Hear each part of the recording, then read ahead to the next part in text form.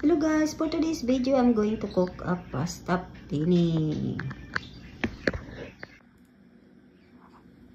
Siyempre, handa naman ang ating ingredients. Sa paghahanda natin ng ingredients, mayroon tayong beef, hotdog, tomato sauce, pasta penne, at saka celery and garlic.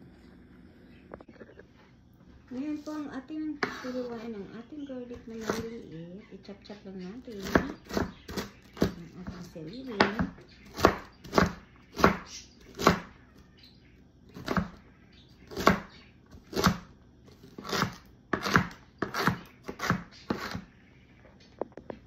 So ngayon guys, hihiwain naman natin ang ating hotdog para dumami naman. No?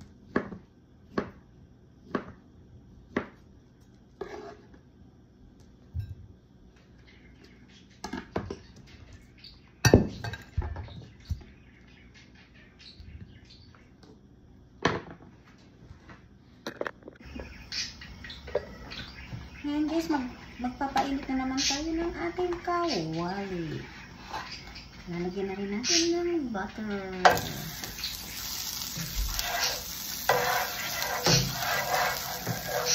Pagkatapos ng butter ay mag-a-add na rin tayo ng garlic at celery.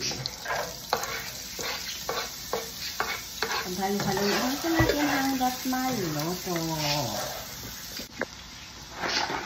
Ngayon guys, kumulo na ang ating tubig ay kailangan na natin mag-add ng pasta penne.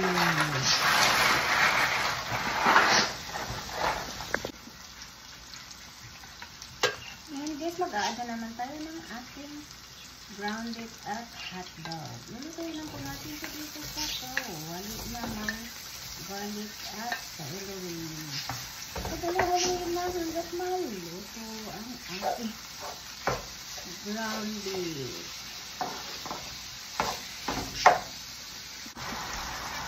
Ngayon guys, mag-a-add tayo ng mga pampalasa, no cubes, paminta,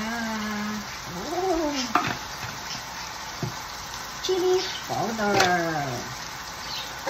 Kasi gusto nyo may kaunting sipang anghang. So isang scoop lang guys, hindi naman may sharing anghang. So, at paghalo-haloin hanggang maluto. So, ngayon guys, mag-a-add naman tayo ng ating fresh milk. Para maging aningan na. Huwag lang natin tama lang po ang pagkakatulo. Hindi po masubra kasi po ay maluluto ang ating milk.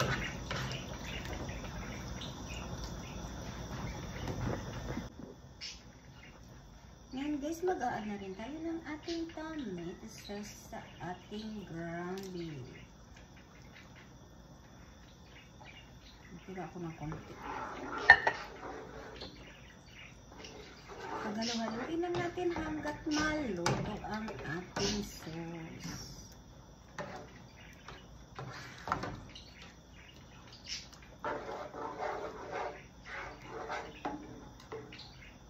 Titikman na natin kung anong hanggang saan ang alat niya. Tama lang. So sa ngayon guys, mag-a-add naman tayo ng ating cheese ball. Lagyan na natin lahat. Para sumarap, sarap. Ngayon, paghahaluin lang po natin hanggat siya ay matunaw.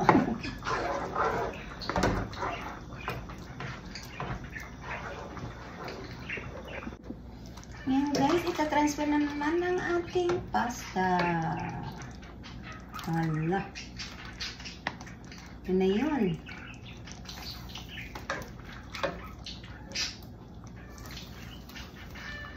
Parang matagal. So ngayon guys, i-add po natin ang ating pasta. Binuhos ko na.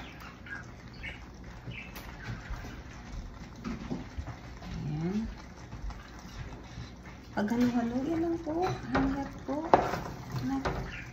malasa ang ating pasta penne.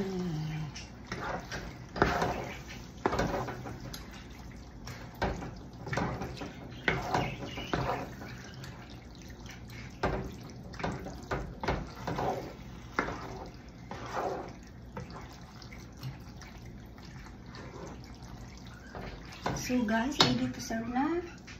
Ako na ay kakain ng aking lunch. Ngayon guys, titikman naman natin ang ating luto. Luto ko, tikim ko. Diba? Good.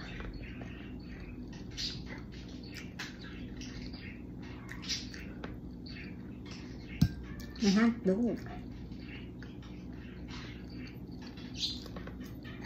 May nilamnam. Super creamy.